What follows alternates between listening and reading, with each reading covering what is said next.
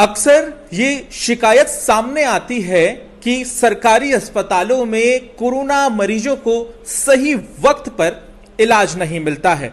ऐसे में क्या हाईटेक तरीके सरकारी अस्पतालों की तरफ से अपनाए जा रहे हैं, इसका एक ताजा उदाहरण हमें लोकनायक जयप्रकाश अस्पताल में ठीक मेरे पीछे देखने के लिए मिल रहा है। यहां पर सैकड़ों संख्या में सीसीटीवी पूरे अस्पताल में लगाए गए हैं और इसकी लाइव तस्वीर आप यहां पर देख रहे हैं।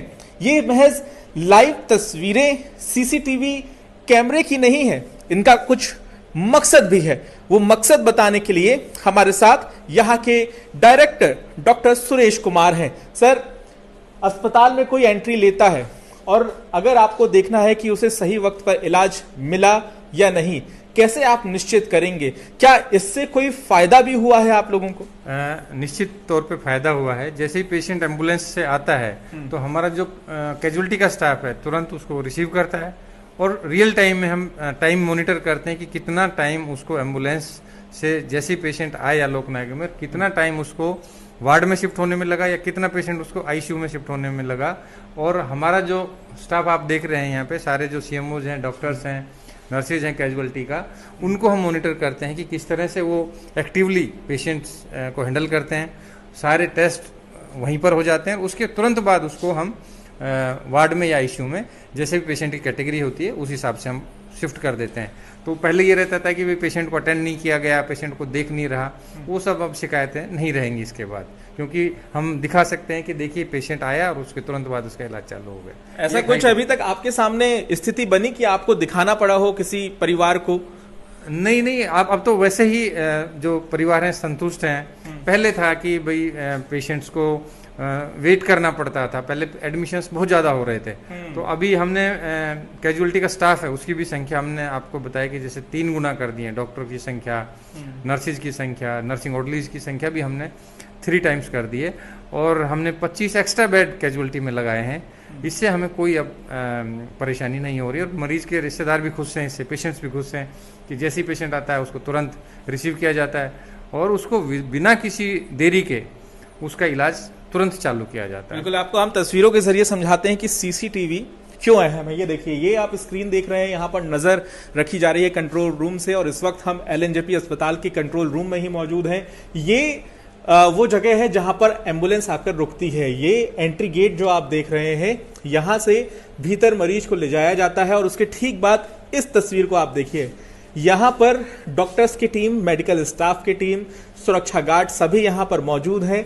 यहां पर जो शुरुआती जांच होती है कोरोना मरीज की, उसे अंजाम दिया जाता है और ठीक इसके बाद इस रास्ते के जरिए मरीज को जो नजदीकी कोरोना वार्ड है वहां पर लेकर जाते हैं। साथ ही साथ आपको यह भी हम बता दें कि अगर कोरोना मरीज की तबीयत ज्यादा खराब है तो उसके लिए कैजुअलिटी विभाग में 25 वेंटिलेटर का इंतजाम भी किया गया और वहां पर न सिर्फ डॉक्टर्स बल्कि नर्सिंग स्टाफ की संख्या भी बढ़ाई गई है, ताकि अगर अधिक संख्या में मरीज आते हैं, अधिक संख्या में ऐसे मरीज आते हैं जिनकी तबीयत बहुत ज्यादा खराब है, उन्हें अन्य बीमारी भी है, तो उनका इलाज तुरंत शुरू किया जा सके। और चप्पे चप्पे में आप देखिए, आपकी स्क्रीन पर इस वक्त सिर्फ और सिर्फ सीसीटीवी की आंखों से नजर रखी जा रही है एलएनजेपी अस्पताल के भीतर। लेकिन यहां पर अहम बात और यह भी है कि सीसीटीवी कैमरे लगाने के पीछे और क्या मकसद आपको नजर आते हैं? इससे आपको लगता है कि किन्हीं और बातों को भी ध्यान में रखा जा सकता है। ये देखिए तस्वीरों में,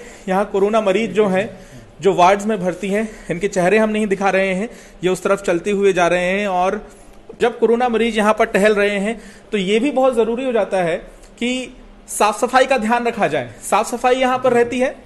जी, आप देख सकते हैं कि पेशेंट्स जो है, पेशेंट्स की जो मूवमेंट है वो आप देख सकते हैं। पेशेंट्स की जो जनरल कंडीशन है उसके बारे में आप पता लगा सकते हैं। आप देख सकते हैं कि पूरा सफाई है, पूरा एरिया नीट एंड क्लीन है।